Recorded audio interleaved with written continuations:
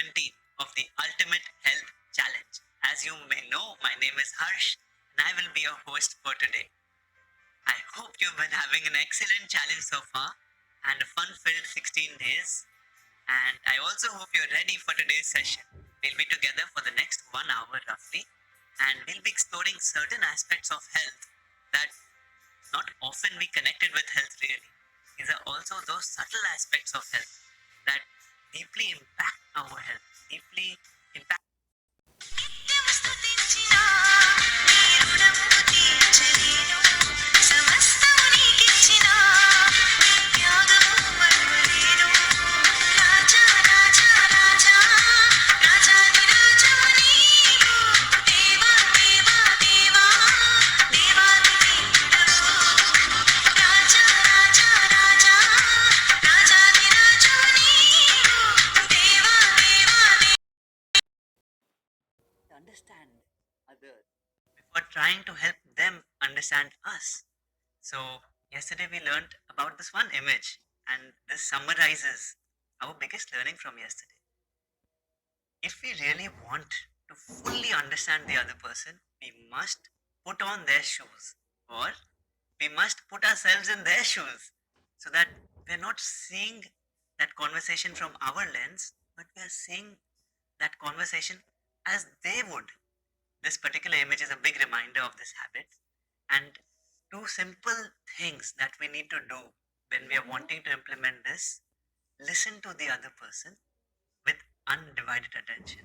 And second thing that is very effective that I didn't know about earlier was repeating back to them what they said to us in our own words. When we repeat it, they understand that we have understood. उनको पता लग जाता है कि हम भी समझ गए हैं. So it's a very powerful tool. And what are we not supposed to do? हमें क्या नहीं करना? हमें उनको advice नहीं देना. We shouldn't just start telling them, oh, this, don't do this, do that. We have to keep away from, we have to be careful of advising. We have to be careful of comparing ourselves to them or comparing what they are saying to what's going on in our life. And as you saw in the role plays yesterday, it happens so often. And we shouldn't judge them. We shouldn't label them as good or bad. We should just listen to them so that we can truly understand them. So, my friends, next time you find yourself in a situation like this, which we do pretty often, try implementing this and you will know how it feels, or you will see it in the other person's eyes. They're so much more better received by just this little habit of yours. All right, so that was habit 5. And now we're ready to move on to habit number 6. Are you excited to know what it is? Habit number 6 of the Ultimate Health Challenge? Well, before I tell you, let's look at a quick analogy, and this will help you understand habit number 6. So, the analogy is very simple. Imagine our body is like this red car, and the 4 wheels are like the 4 habits that we have learned so far. So, we've upgraded the wheels of movement, of detoxification, of food, and sleep. To that extent, our car is prepared, is refurbished, and ready for rough roads in our life. And the 5th habit was that of relationships, which means the driver inside is ready or prepared to have better relationships with other drivers on the roads. So that when we have good relationships, we don't get into accidents. We know when to stop, we know when to go. We're ready with the rules of the road and we have good relationships with the drivers. But friends, car is ready, driver is perfectly in balance with other drivers. What do you think is still missing? The path. See, friends, we have the best car, all ready, geared up, pumped up, prepared. But if we don't know where to take it, जाना कहाँ है, तो फायदा ही क्या हुआ इस गाड़ी को ठीक करने का? Similarly, this body that we have been given, we have fixed it by giving it the right nutrition, by giving it sleep, by giving it movement, by detoxifying it. But if we don't know what to do with this beautiful body, we don't know what our purpose in life is, then what's the point of having good health here? So, this brings us to habit number 6. Introducing live with a purpose worth jumping out of bed for every single day. This, my friends, is habit number 6 that we're going to discuss today. When you wake up every morning, you should have something that you look forward to doing. You should have something that excites you. If you want to be in your ultimate health, then there needs to be something that makes your hair stand up, that makes you go, wow, I can't wait to do this today. And that, my friends, is what we are calling purpose. That is nothing. It's very, very simple. I mean, it may sound like a big word, purpose, but in simple words, if we were to break it down, it just means when you open your eyes in the morning, what do you look forward to doing that day?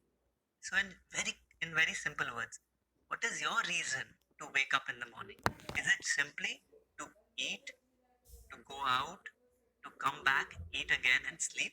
Or is there something more than that that excites you for that day? And there must be something more. There is something more, but we may not be aware of it. So in this session, we're going to try and figure out what is our purpose. What is your purpose that will make you excited if you already don't have something that excites you to wake up each day? So we'll take a few examples to understand this better. All right. So for a bank manager, the purpose that drives him every day could be to help people invest their money better so their future is secured. Similarly, for a teacher or for a professor or for any educator, their purpose that drives them every day could be to curate the best lessons, the best classes, so that the people listening, the students, can be the best versions of themselves. They could be the brightest minds of the future for our country. Or for a housewife or a mother, she could wake up each morning with the intention of simply giving her child the best food, the best values, the best opportunities to grow. And that's what drives her every morning. For a doctor, a nurse, a healthcare professional, or any caregiver, the purpose that drives them would be to simply help the other person's health improve, to be to elevate other people's health. So, see, my friends, wherever you are, whoever you are, whatever age you are in right now, irrespective of what profession you have, you can have a purpose that drives you to wake up each morning to give your best that day. You can have a purpose that excites you to wake up in the morning.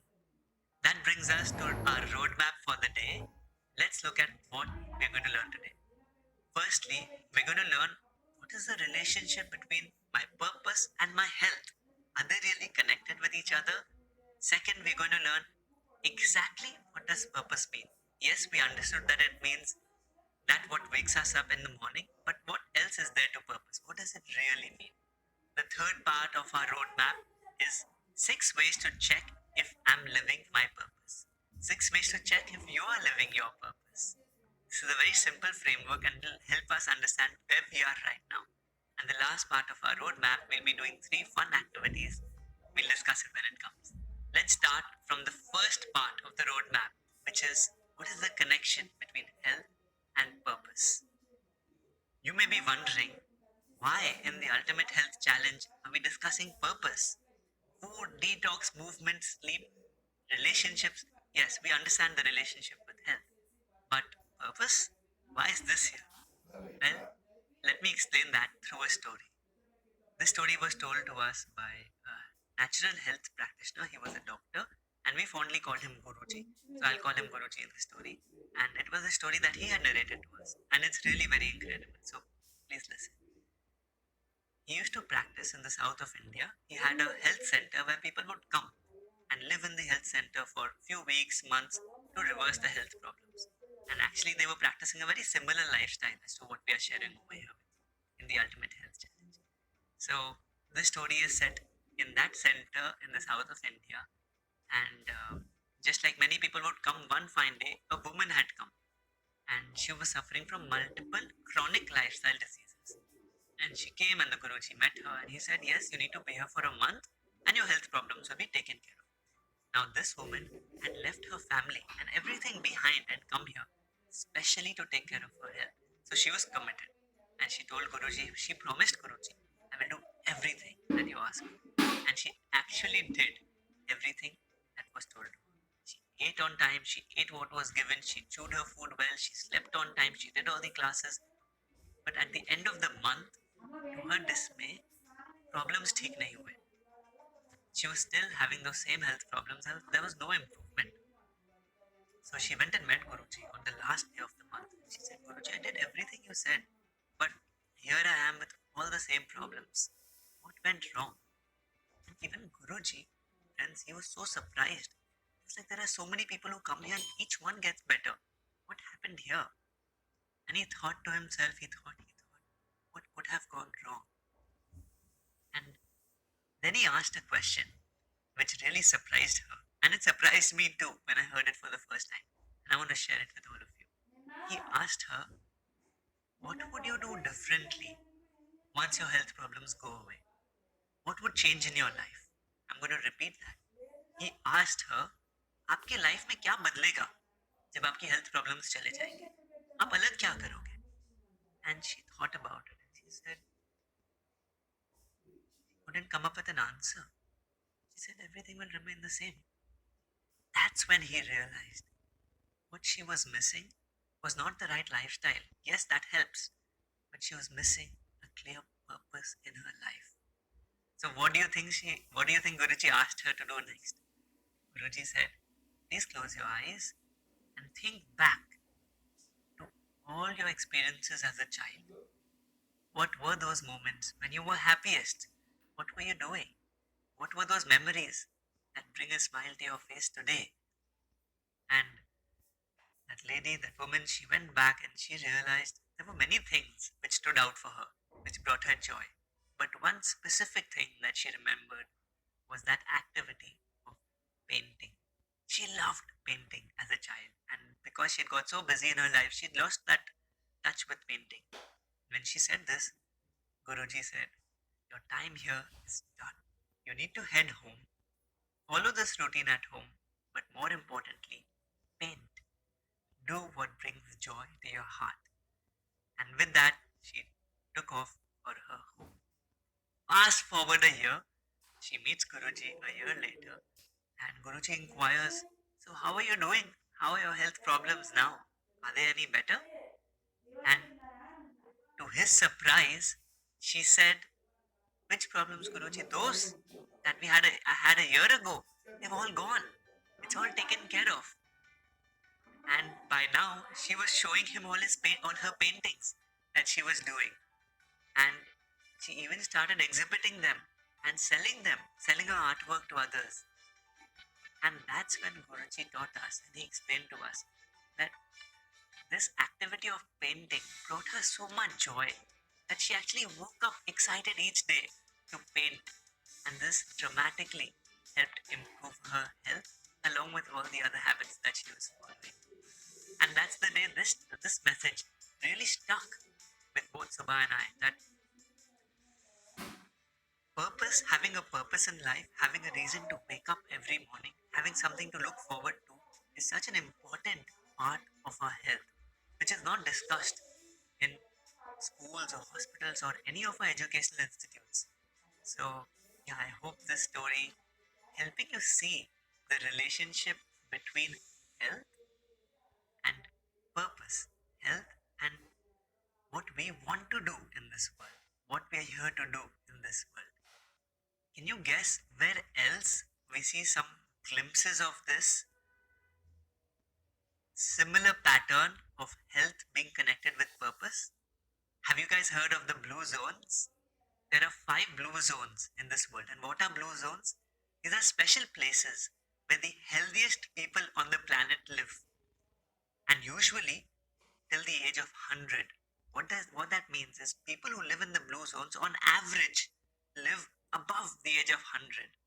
And by that we don't mean they are in ICU beds crippled when they're 100. They are healthy, hustling, moving around, fit at the age of 100. Then the researchers went and studied the blue zones, studied the habits of the people living in the blue zones. One particular trend or one particular common pattern that they found that will surprise you and surprised me the most was they did not have a concept of retirement. Can you believe? They did not have a concept of retirement. That means they had something to look forward to till the last day of their lives. How many of you around you see people who have retired, or let's say who've become 58 or 60 or 62, and then they retire? And often, as soon as they retire and they leave their work, they start to become depressed. And often, even um, they stop going out and start to get health issues. Why do you think that happens? When people retire, they stop having something to look forward to. They stop having that excitement that tomorrow I will do this. And this in turn starts making the health deteriorate. So, really, friends, if we don't have something to look forward to, sooner or later it's going to take a toll on our health. And we don't want that. And that's why the session is here today. So we can take charge of our lives, identify our purpose, and reach our ultimate health. Acha, one more thing from the blue zones that I'm sure all of you would love to know. Another pattern, another trend that they found that was common in all the blue zones was that they all primarily ate a plant based diet. And this is exactly what we are learning here in the Ultimate Health Challenge. So, not only did they live long above the age of 100, the blue zones are also those areas that have the lowest incidences of chronic lifestyle diseases such as diabetes, heart disease, etc. So, this knowledge that we're sharing with you is also what is practiced in the blue zones, and that allows them to live to a ripe age of 100 and above. That really got us excited when we first found out about this. All right, now that we've understood and identified the link between our health and our purpose, let's move on to the second part of our roadmap, and that is, what does purpose even mean? What does this word really mean? And let's go a little deeper into purpose. So, friends, purpose is a combination of two components. When the two come together, they create your purpose. What is the first component? The first component is our innate strengths. These are those strengths that each of us are born with. Okay, I am born with different strengths. You are born with different strengths. For me, playing a certain musical instrument may come really naturally, and for someone else, they may struggle to play that same instrument. We both may have the same teachers, dedicate the same time, but for me, I might get it more easily. For another person, they may not get it because our strengths are different. Innate strengths are not those that we learn. Innate strengths are those that come that are within us. That somewhere when we came to this earth, it came along with us. It's a part of who we are. Or let's take another example. For somebody looking at Excel sheets which have lot of numbers and data on it might feel very easy, and they might be able to look through and draw patterns and make formulas. And for another person, 5 minutes into that Excel sheet, they may be falling off to sleep. So naturally, one person is more inclined to numbers, and the other person is not interested in numbers. That's not the innate strength. Of course, with practice, we can become good at anything, for sure. But here, friends, we are discussing what we are innately good at. What जो हमें पसंद आता है अपने आप से. So that's the definition of innate strength. Many of us today don't live in alignment with our natural strengths. You, for example, may be a really creative person. You may love arts and music and poetry, but maybe your role requires you to sit behind a computer desk and do finance work. See, there's nothing wrong with finance work, but it's not meant for you. On the other hand, there may be a person who's very good with poetry, who's very good with spending time with young children, but their family expects them to do business. Their family expects them to do something totally disconnected with their innate strengths. And how do you expect that person to feel deeply fulfilled doing what others expect them to do? So, this is the first component of our innate strengths. Now, I would like each of us to spend a few minutes trying to identify what are our innate strengths. What are your innate strengths? For this, we'll do a very small activity. So please close your eyes, and I'll be sharing a few statements, a few questions with you. And yeah, let's see what comes up for you. Please close your eyes. Take a look at the last few days. Where have you been spending majority of your time? Where do most of your days go? Are you at work? क्या आप काम पर जाते हो? Or do you go to school? Or do you spend time at home? क्या आप घर पर रहते हो? And once you know where you are spending your time, ask yourself this question. Do you feel what you are spending majority of your day doing is something you are actually good at? Do you feel you're spending your time aligned with your innate strengths? You don't have to tell anybody else. This is for you, friends. Ask yourselves. Just the last few days, does most of your day excite you? Do you look forward to most of your days? And the third question that I want you to think about, what are those areas in your life which you are innately good at, which come to you naturally? Maybe you've been spending the last few days on those activities, maybe you haven't. But what are those areas? Alright, friends, you can open your eyes now and please open up your Ultimate Health journals and we'll take just 1 minute to make a note of what came up for us in that short activity. So, the three questions I will quickly repeat. What do you spend most of your day doing? Number two, do you feel what you do for most of your day is connected, is aligned with your innate strengths? And number three, irrespective of what you've been doing, where do you feel your innate strengths lie? So we can make a note of these three questions and try to write them in your Ultimate Health journals for the next 1 minute. This is your time for yourself. Let's start.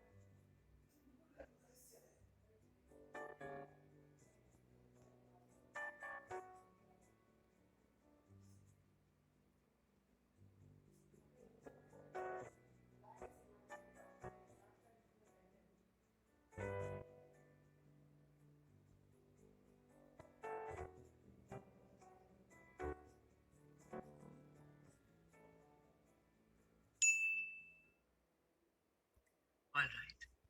So I would really like to know if most of you had answers in yes, you are spending your time aligned with your innate strengths, or no, most of my days are not connected with my strengths. I'm just doing something because I'm doing it. I don't really feel I'm good at it.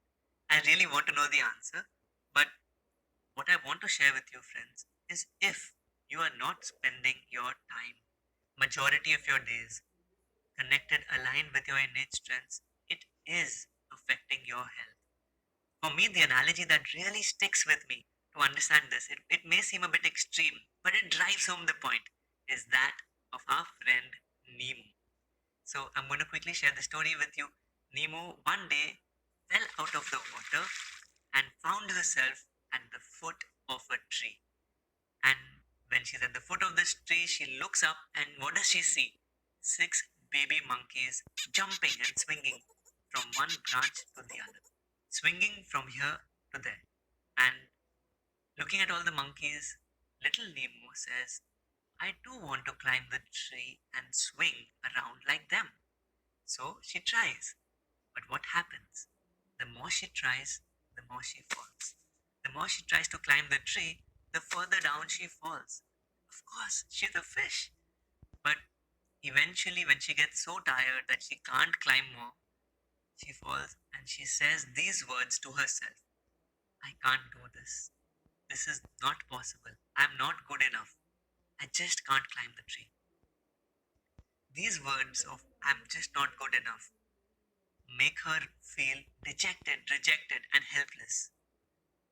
While she's on the ground, one day a sage comes by. what does he do? He scoops up little Nemo and he puts her back into the water where she belongs. And away goes Nemo, swimming here and there in her pond. And this story, friends, teaches us that Nemo belongs in the pond and there she can swim freely. But all this while, she was trying to climb a tree. And she not only tried to climb a tree and she failed, but she assessed herself based on her ability to climb the tree. And as a result, she was always a failure. There's a very popular quote which actually explains or summarizes this. So, if you're meant to swim in a pond, but you assess yourself by your ability to climb a tree, you will spend years feeling dejected, depressed, and underconfident, just like Nemo did. She was trying to climb a tree, but she wasn't meant to do that. How often do you feel that you are not in your pond? How often do you feel you're trying to climb a tree? When you're not meant to climb a tree, you're meant to swim in the pond. Doesn't it happen to all of us? Oftentimes, we try to climb a tree simply because others want us to do it. There's social pressure on us. Inherently, inside us, we know this is not what we're here to do. But we do it to please others. But inside, we never feel fulfilled this way. This will always make us feel something is missing. My friends, when you're spending majority of your day doing those things that you're not good at, it's as absurd as a fish trying to climb a tree. जब आप वो चीज करते हैं पूरे पूरे दिन जिसके लिए आप बने ही नहीं हो, जो आपके स्ट्रेंथ से अलाइन ही नहीं हो रहा, तो आप समझो इट्स द सेम थिंग जैसे कि मछली पेड़ कर चढ़ने की कोशिश कर रही है. उतना ही वियर्ड आइडिया है. हम अपने दिन में ये करते हैं और हमें पता ही नहीं चलता. So now that we've understood Nemo's story, let me explain this. So let's drive home this point using a few personal examples from Subha's life and my life, just to understand this concept better. So these presentations that you see are created by Subha, and she loves spending time designing things, writing scripts, creating these wonderful presentations that you see. This is her pond. This is what excites her. Oftentimes, she wakes up early in the morning and spends hours on these creatives that you see. And I look at her and I wonder, how does she do this? Does she not get bored of doing this creative work? I go crazy looking at half an hour and I would get so bored. Because that's her pond, that's where she belongs. And on the other hand, when it comes to matters related with the finances of Sattvic movement, it's something that goes on top of her head. She just doesn't understand it. And if she spends too much time doing that, she starts to get frustrated or she's not able to really add value because that's not her innate strength. We have been fortunate that we've been able to identify our innate strengths. And God is very kind that we've been allowed to do work that allows us to use our innate strengths. But what would really happen if we didn't align with our innate strengths? What would happen if Subha starts taking care of the finances of the movement and I start writing the scripts or creating these presentations? What do you think would happen? How bad would it really be? So let's understand this through a shlok of the Bhagavad Gita, chapter 3, verse 35. This will help us understand how bad can it really be when we are not pursuing our innate strengths. Let me read it out to you. So this is the shlok. This is how it goes. Shreyan swadharmo vigunaha paradharmo swanushthitaha swadharme nidhanam shreyaha paradharmo bhayavaha. Friends, what this means in English is on your screen. Better is swadharma, one's own duty, though devoid of merit, than paradharma, duty of another, well discharged. Better is death in swadharma. Paradharma is fraught with fear. Lord Krishna is telling us we are better off failing doing our swadharma. So swadharma means our nature, our duty, our strengths. That's swadharma. And paradharma means somebody else is duty, somebody else is strength, another person's. Lord Krishna is saying, आप जिस चीज में अच्छे हो, आप वो करके fail हो जाओ, वो ज्यादा अच्छा है as opposed to succeeding doing something we are not supposed to do, succeeding doing something not in our strengths. Why? Because he is saying when we do something which is not aligned with our strengths, it will be fraught with fear, it will be full of fear, and thus it's not wise to do those activities. How often do you see that in your lives there's a lot of fear around what we are doing? Why? Because that's not our swadharma. When we are in our area of our strength, there'll be so much confidence, there won't be fear. See, friends, don't get me wrong. Effort will be in both cases. मेहनत तो जरूर करना है. It's not like we don't have to put in effort. But when we are as per our swadharma, when we are aligned with our strengths, it will be to that extent seamless or joyful. And when we are working on our paradharma or against our innate strengths, you'll notice so much struggle in your life. You'll notice every step of the way there's fear and struggle. And that's exactly what Lord Krishna is trying to drive home here. So, what Lord Krishna is trying to explain to us is follow your swadharma, don't worry about success or failure, and you will be happy. Alright, so before we move on to the next part of the session, we can all take a quick stretch break because it's been a long session so far and we have a lot more ground to cover. I have a question for all of you. When I was teaching or talking to you about innate strengths, how many of you thought eating could be your innate strength? Or watching movies could be your innate strength? It comes to you effortlessly, you could do it the whole day. But any of you thinking like that? Well, eating or watching movies, this really can't be your purpose or your innate strengths because that's just one component of purpose. Remember the diagram which we saw in the beginning of the session? Our purpose is a combination of two things. The second thing, my friend, which is also a very important component of purpose, is service. Well, what does service mean? In very simple words, it means performing your duties. जो आप कर रहे हो day to day, performing that for a higher cause. Using your strengths to help others is service. How do we identify if what we are doing can be considered service or not? There's a very simple way, and we'll do it together. So when you perform your duties, when you do your day-to-day work, but the only intention is that you will get something out of it to help only yourself.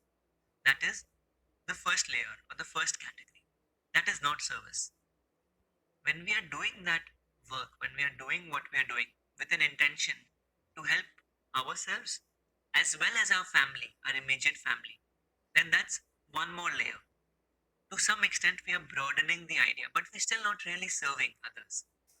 However, friends, when we do work, जब हम कुछ भी करते हैं, मगर हम सिर्फ अपने लिए या अपने फैमिली के लिए नहीं देते, but we see how it helps others at large, our society, our world.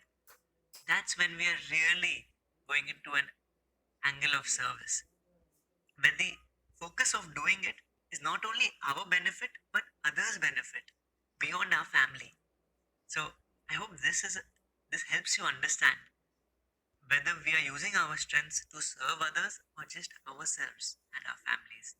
It's like how many people are getting impacted by our work, how many people are benefiting by our work. And by this, I don't mean you have to do something that saves the world or saves many people. It could be even one other person outside you and your family. And thus, you are entering into an area of helping others. It's not how many people, but it's the thought कि हम अपने अलावा भी दूसरों की भलाई देख रहे हैं. So many of us think service means feeding the needy, donating to charitable organizations, or handing out blankets in the winter months. While these are all great, here in this session, we are referring to something different. We're trying to figure out how can we serve through our swadharma, through our strengths. So let's understand how can we actually make service a part of your life. Let's say you're a doctor. The next time you walk into your clinic, you can have that emotion that आज जो भी आएगा मेरे से मिलने, whoever comes my way, I will give them the very best from my knowledge, my experience. because I really want to help them improve their health and not care about how much money it will make me. That's how you will incorporate service, by truly caring about the other person. Or let's say you're a musician. How can you bring service into your music? Well, you could play music with the intention of bringing a smile to the people's faces who are listening to your music. Or if you want to, you could even go to an orphanage or an old age home once a week, and you can play there for just 30 minutes, and you will be surprised at how many smiles you will bring about by your music, how many people's emotions you will uplift simply by playing music over there. These are just ways you could introduce service if you were a musician. But let's say you're an accountant. Now, you may be thinking, how will an accountant serve others? You are just working a 9 to 5 job, you're getting your salary on time.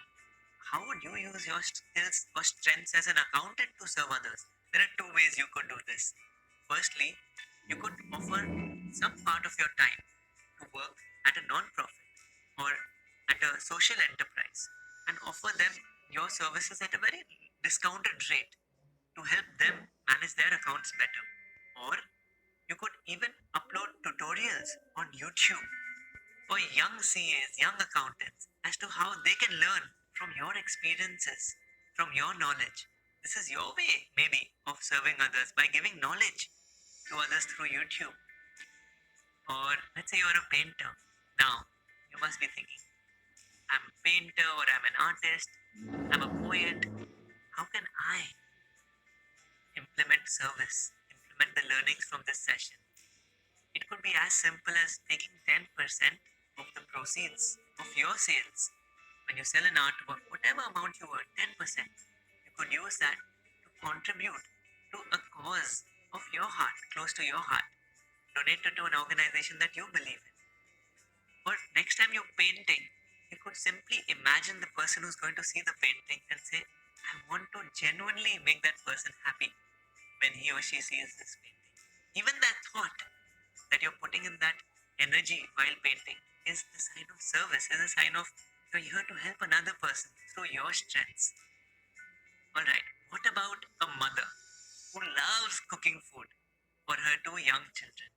How can she implement service into her passion? Think, think for yourself. One idea which comes to my heart is she could make a little bit extra food, not just how much her children eat, but a little extra, and run a small, healthy home kitchen where she's giving home prepared meals to others in her society. And maybe she even charges a small amount so that the healthy food with all her love is not only being received by her children but others who live in her society. And that could be her way of serving others because it's as per her strengths of love for food and young kids. If you're a businessman and you're following your passion, but the whole time the focus is on how much money you're making, the next car you will buy, the next house you will buy, then to that extent, you are only focusing on what you are going to gain out of it. But even if you take out a little bit of what you earn, it could be just 1% or 5% or whatever, and you use it to help others, to give to others in need, you will notice how much satisfaction that brings you, how much joy that brings to your life, and it will be much more than that luxury car that you buy for yourself. So, this is how you can incorporate service into your life. If you're only doing it because you will get something, then that's not service. That's just one part. Maybe you're only focusing on your strengths. So, we'll take one last example. Let's say आप एक chef हो और आपका cafe है या you are a caterer and you cater for big weddings, then yes, of course, when the person comes to your cafe, you can serve them whatever food you make. But can you think of how you can add service, helping others as part of your work? Maybe you can introduce sattvic dishes on your menu. Maybe you can have other healthy dishes. So when people come, they can choose from that as well. And you're thinking on behalf of others, how you can help them uplift their health by your food that you're going to serve them. Different people with different backgrounds and different professions will have different ways of incorporating service. But that one common link is when we do anything, keeping in mind how it will help another person, you will see that deep fulfillment you feel in your heart. And that is worth much more than anything we will get if we simply do it for ourselves. And I know for many of us, for many of you right now, this must be like, I'm barely managing to find my purpose. Service is a whole different dimension. इतना सब हम कैसे करेंगे? How will we figure all this out? It can be very overwhelming. So, my suggestion to you is go step by step. First, identify your strengths. Spend at least 70 to 80% of your day aligned with your strengths. Once you have done that, then think of how you can introduce service while performing your strengths, while uh, finding work that aligns with your strengths. If you haven't even found your strengths and you're worrying about service, then it'll get too much to handle. So go step by step, and only if you can find a way, or only if you already know in this session that yes, I can perform my strengths and serve others, then do it. But start with strength, at least start somewhere. So that's our recommendation for you. All right, so moving on to the next part of our roadmap for today, and that is 6 ways to check if I am living my purpose. So, like I said earlier, it's a very simple framework which we all can do. It's a very